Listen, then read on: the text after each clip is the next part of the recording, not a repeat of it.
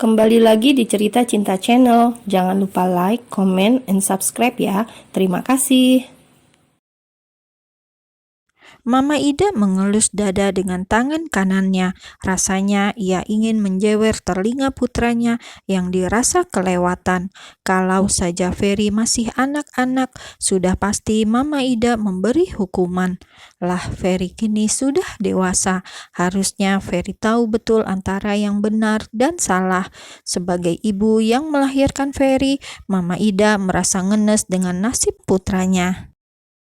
Udahlah Fer, cari wanita lainnya saja. Mama punya temen, anaknya cantik sekali. Sudah cantik, pandai pula. Dia baru pulang dari luar negeri. Ayahnya juga orang yang cukup terpandang. Keluarganya memiliki bisnis tambang batu bara di Kalimantan. Mau ya? Bujuk Mama. Maaf Ma, Ferry sudah tidak bisa membuka hati untuk wanita lain. Kamu itu keras kepala seperti papamu. Percuma Mama kesini. Ya sudah, Mama lebih baik pulang saja, ucap Mama dengan perasaan yang kesal. Lah, Mama malah ngambek. Maaf, Ma, beri Ferry waktu sedikit lagi. Waktu untuk apa? Waktu untuk menghancurkan rumah tangga orang. Mama dengan kesal memandang putranya. Kita tidak pernah tahu apa yang terjadi di masa yang akan datang, Mah. Mungkin Sora memang jodoh Ferry, ucap Ferry. Namun wajahnya nampak sayu. Ada nada keputusasaan yang terpancar di paras tampannya. Ia sendiri seperti tidak yakin apakah Sora dan dirinya ditakdirkan untuk bersama.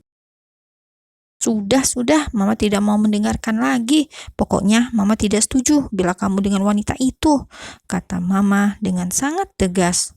Ya sudah, siap-siap saja Mama melihat Ferry membujang sampai tua, ancam Ferry pada Mama Ida yang menentang cintanya. Ferry, teriak Mama. Mama langsung memukuli lengan putranya. Karena jengkelnya, Mama beberapa kali mendaratkan tangannya ke lengan Ferry. Rasanya ia sudah gemas dengan tingkah laku sang anak. Sedangkan Ferry hanya meringis menyikapi aksi sang mama. Sudah lama sekali rasanya momen kebersamaan mereka tidak sedekat ini. Ini semua karena ia memutuskan tinggal sendiri sejak lama. Ferry yang suka hidup mandiri, lebih senang hidup bebas tanpa ada yang mengatur-ngatur hidupnya. Di tempat yang berbeda, seorang wanita muda dengan pakaian yang minim sedang berjemur di sebuah kolam renang. Wanita itu terlentang seperti menantang cahaya matahari yang menghujani seluruh anggota tubuhnya. Sesekali ia menyeruput orange juice yang tidak jauh dari tempatnya. Rasanya sangat asam, membuat wajahnya masam seketika. Bibirnya mengkerut karena air jeruk yang ia minum. Sambil menikmati minuman yang ada di tangannya, wanita muda itu mencari ide, sebuah ide untuk menjerat seseorang. Stella sedang berjibaku dengan bermacam-macam ide untuk masuk ke rumah besar. Obsesinya mengakar kuat dalam hatinya. Secepatnya ia harus kembali ke rumah itu. Dengan berbagai cara, apapun itu ia akan lakukan. Asalkan dia bisa menjadi nyonya besar dalam rumah besar tersebut. Tergambar semburat senyum licik di bibir wanita muda yang eksotis itu. Kini ia melenggang meninggalkan kolam renang menuju ruang ganti. Langkah kakinya seakan dibuat-buat seperti pragawati terkenal yang melenggak-lenggok di atas catwalk, membuat siapa yang dilewati Stella langsung mengalihkan perhatiannya pada wanita yang punya banyak pesona itu. Kini Stella sudah berganti pakaian yang ia kenakan, tak jauh beda dengan apa yang dikenakan saat di kolam renang, hanya atasan tipis dengan ketiak yang terekspos, sedangkan bawahannya hanya mengenakan rok pendek, rok yang seperti kekurangan bahan, karena bila ia berjongkok maka akan kelihatan semua yang ada di dalamnya. Entah pakaian model apa yang ia kenakan, namun Stella sepertinya sangat nyaman dengan apa yang ia kenakan. Ia sama sekali tidak merasa risih dengan tatapan para pria yang tergoda dengan bodi aduhai miliknya. Dengan percaya diri, Stella melangkah. Ia seperti bintang terkenal yang bersinar. Kini ia sudah berada dalam mobil. Ada tatapan mengundang sejuta tanya pada matanya. Rencana apa gerangan yang akan ia lakukan? Stella menyalakan mesin mobilnya. Ia melaju menjemput mimpinya, sebuah mimpi siang bolong untuk kupu-kupu yang hanya keluar di saat malam menjelang. Wanita itu sudah memiliki rencana besar, sebuah rencana yang ia buat untuk masuk dalam keluarga Alan. Sebuah mobil merah terparkir di depan kediaman Alan. Seorang wanita seksi keluar dari dalam mobil tersebut. Kakinya yang jenjang keluar terlebih dahulu sebelum anggota tubuhnya yang lain. Rambutnya yang panjang tertiup angin. Siapa yang memandang wanita itu mungkin akan jatuh hati padanya, terutama bagi mereka para buaya darat. Sudah pasti terlena oleh pesonanya. Sebuah lukisan hidup yang indah, namun sayang minim akhlak. Wanita berpakaian kurang bahan itu kini sedang asik mengintip di depan gerbang rumah Alan. Matanya ke sana kemari. Ia ingin mengintip sang penghuni rumah, namun aksinya gagal karena ada petugas keamanan kompleks yang sedang patroli. Di sekitar sana banyak aksi pembobolan rumah kosong akhir-akhir ini.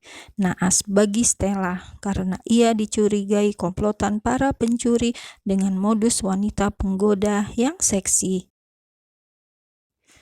"Maaf, bisa tunjukkan identitasnya, Mbak?" tanya salah satu dari dua petugas patroli yang sedang berkeliling.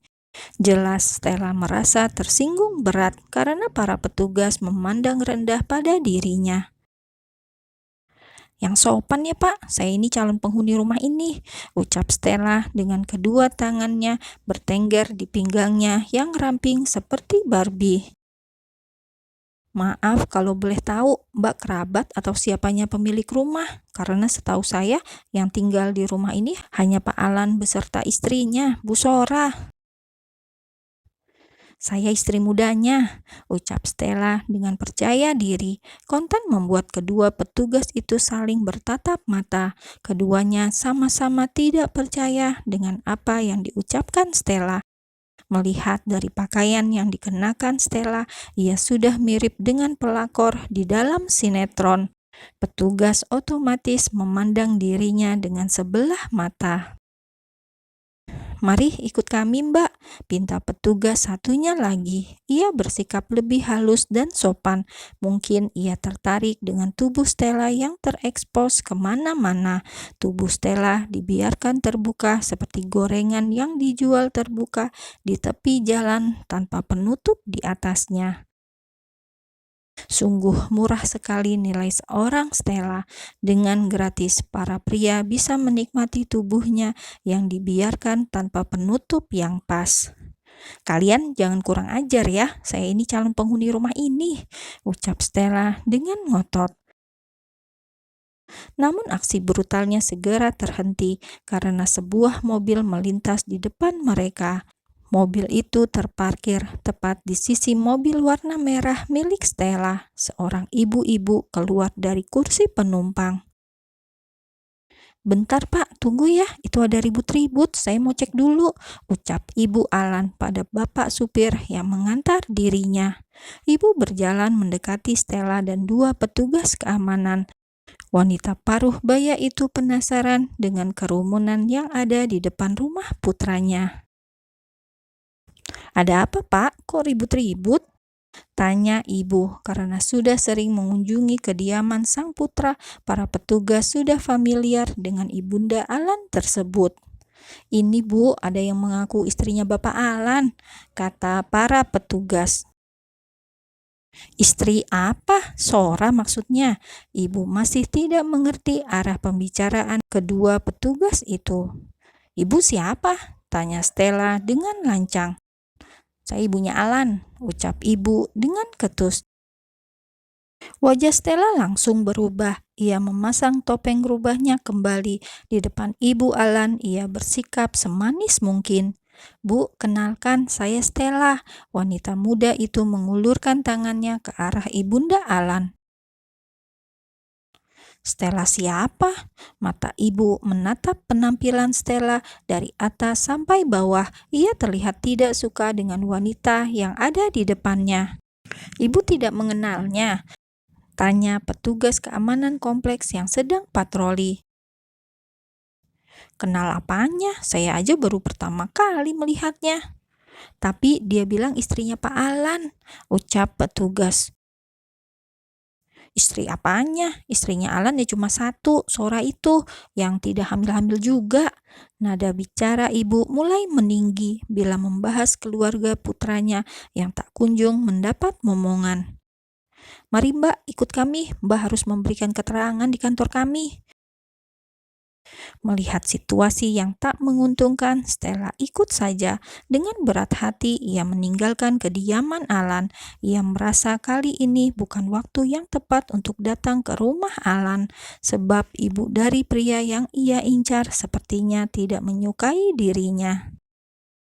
Stella mengikuti para petugas, sedangkan ibu masuk ke dalam rumah. Ia ingin berjumpa dengan putra semata wayangnya.